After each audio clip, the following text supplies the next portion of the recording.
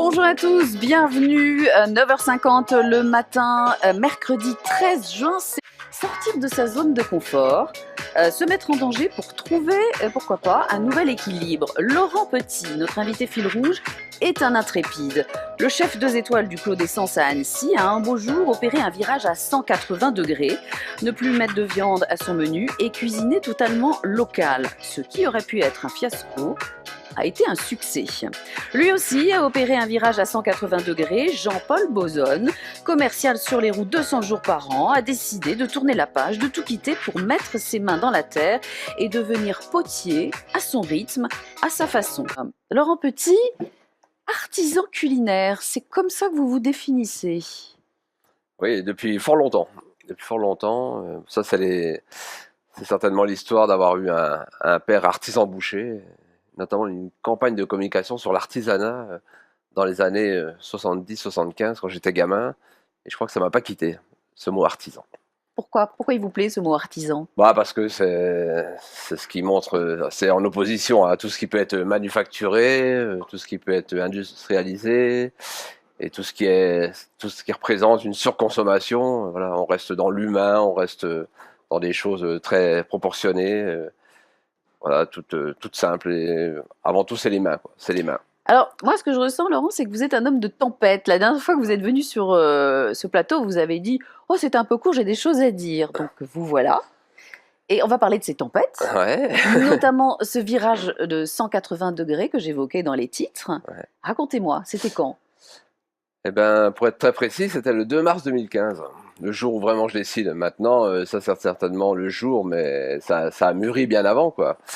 Mais en tous les cas, le 2 mars 2015, je décide qu'il faut donner un peu de sens réellement à la gastronomie et à ma vie, et à travers le métier que je fais, donc à travers la gastronomie. Parce que la gastronomie est remplie de codes qui nous parasitent. Enfin, il n'y a pas très longtemps que je l'ai compris. Mais voilà, on est parasité par des codes qui peuvent paraître magiques, magnifiques, ces mots merveilleux, ces produits merveilleux, mais qui nous, en tous les cas, qui moi m'ont empêché d'évoluer, quoi. Donc je pense notamment au foie gras, au homard, à la truffe, au caviar, enfin voilà, tous ces mots magiques.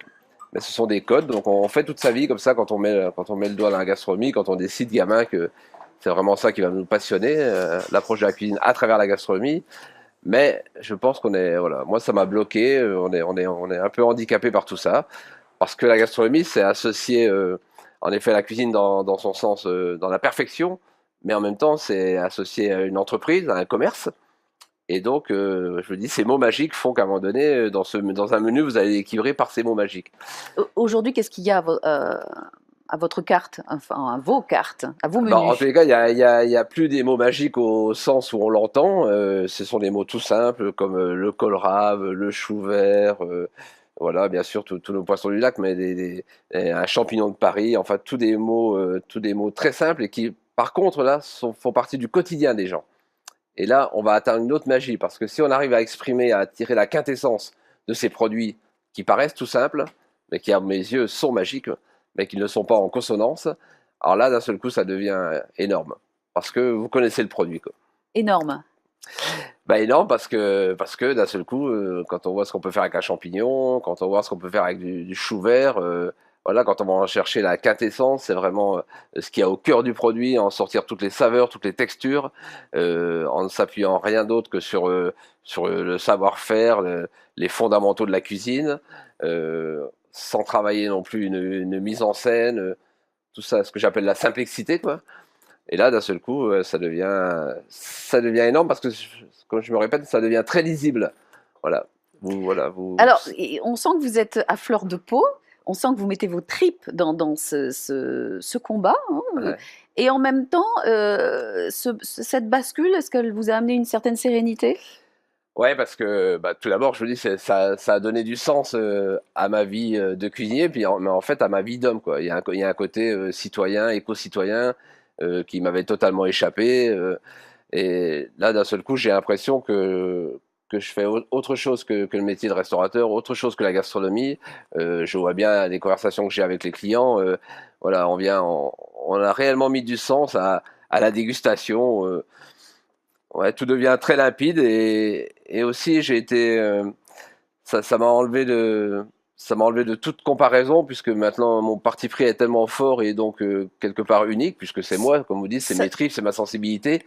Donc il n'y a plus de comparaison possible. Donc ça m'a aussi décomplexé, quoi. C'est une certaine forme de libération. Alors, tout Ouais. au long de cette la réveillée. Alors, dans cette émission, on demande à notre invité fil rouge de choisir une personne qu'il a envie de nous faire partager, de nous faire connaître. C'est l'invité de l'invité. On va appeler maintenant Jean-Paul Bozon de la poterie du Tour. Venez Jean-Paul, bienvenue. Installez-vous tranquillement. Salut. Voilà Jean-Paul Bonjour. et, Bonjour. et Laurent. Laurent, pourquoi avoir invité Jean-Paul? Bah, Jean-Paul, c'est une rencontre improbable qui correspond totalement à ce virage que j'ai voulu prendre. Et tout d'abord, j'ai rencontré un lundi, des fameux lundis que je passe en montagne avec mon épouse Martine, voilà. Et en redescendant un peu de cette next là, je vois ce panneau potier. Et comme le lundi, on est quand même un peu plus détendu et on a un peu de temps. Alors, on a fait cette marche arrière parce que le panneau, il est un peu, il est en retard en fait. Le panneau, tu peux pas le mettre avant, non? Ça se mérite. Nous subissons une législation Ah, draconienne sur l'affichage publicitaire. Et alors, Et alors, je suis arrivé là, dans ce truc, c'est un truc de dingue, quoi. Il y avait 3 fois rien, parce qu'il y a 3 fois rien, tellement il veut pas produire pour produire, et qui fait que, je pense, quand il est en forme et en phase avec lui-même. Mais alors, le peu de pièces qu'il y avait, ça m'a parlé tout de suite, et ouais, s'il y avait une définition de l'âme, elle est dans chaque pièce que Jean-Paul fabrique, quoi, de ses mains. Et après, la rencontre avec l'homme, waouh, waouh. oui, alors C'est très très waouh, beau. waouh Jean-Paul. Vous aussi, vous avez eu cette bascule dont je parlais en début de l'émission, c'est-à-dire un bascule et un cheminement, c'est-à-dire qu'un beau jour, vous avez décidé de changer complètement de voie et de devenir ce que vous êtes aujourd'hui, potier. En fait, j'ai décidé un jour de devenir le potier que j'étais depuis toujours. J'avais ça en moi, c'est une forme de décantation, voilà, qui est émaillée d'expériences professionnelles, personnelles, sensibles. Et donc, un jour, on a une porte qui s'ouvre et on passe la porte ou on reste au pas de la porte. Et moi, j'ai choisi que ça m'accompagne, voilà. Et depuis, je suis potier. Et cette rencontre avec Laurent, alors je précise que c'est la poterie du Pont et pas du Tour. Du Grand Pont, même. Le lapsus, parce que vous ne travaillez pas au Tour, Oui. vous travaillez sur un petit... on voit des images en ce moment, qu'est allé tourner Pascal Ferradini à Setnex. Oui. Il faudra changer votre panneau d'indication. Là, c'est la poterie du Pont.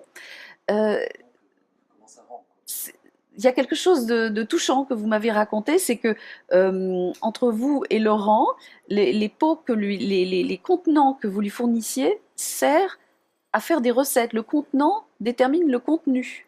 C'est-à-dire que moi, dans la palette de Laurent, je suis une couleur ou je suis un élément. C'est lui le chef d'orchestre. Et un jour, il m'a dit Jean-Paul, je suis content parce que je tournais autour d'une recette depuis quelque temps avec Franck. Et en voyant le contenant, on a eu le déclic. Voilà. Et donc, je te présente ce dessert de succès d'année de chocolat. Hein. Ouais. Et ça ajoute une émotion incroyable, quoi. Parce que vraiment, c'est une démarche qui est complètement complète, holistique. On est dans du... il y a du vécu, il y a de la matière et il y a du sens, quoi. Alors, peut-être, vous avez amené vos productions si précieuses parce que si rares. Oui. Et montrez-nous celles que Laurent utilise, les nouveautés. Montrez-nous un peu ce que vous faites. Alors, comme je pratique une poterie qui est directement liée à la cérémonie du thé, l'élément de base, l'œuf mollet du potier, en quelque sorte, c'est le bol. Oui. Voilà, c'est vraiment le départ, le point de départ. Et quand on prend un bol dans les 2 mains et qu'on y prête attention, il se passe quelque chose. Voilà. Et donc, ça a démarré, notre relation a démarré par ce bol. Donc, c'est vraiment la base. Ensuite, naturellement, l'appétit venant en mangeant, en quelque sorte, Laurent m'a sollicité et m'a demandé si j'avais la possibilité, après qu'il m'ait gentiment invité à goûter et à aborder sa cuisine, m'a invité à lui proposer des contenants, des choses qui pouvaient être au service de sa cuisine. Parce que moi, je suis au service de sa cuisine. La vedette, c'est ce qu'il y a dans l'assiette. Alors, par exemple, devant le rang, là, Alors, Racontez. devant Laurent, ça c'est une proposition qui est relativement nouvelle et récente. C'est ce que j'ai appelé entrée en matière. C'est-à-dire que la cuisine de Laurent est lacustre et végétale. Et moi, je suis du bout du lac, des sources du lac d'Annecy. Et donc, la réserve du bout du lac, qui est à Doussard, c'est la zone humide où la terre et le lac se rencontrent. Et donc, j'ai voulu évoquer de manière un peu symbolique et subliminale l'aspect sablonneux de la terre qui va rencontrer la fluidité et l'espèce de brillance de l'eau, voilà, dans une forme de fusion. Donc, on ne sait plus à un moment où est la terre et où est l'eau, c'est la rencontre. Merci beaucoup. Je retiendrai ce mot fusion.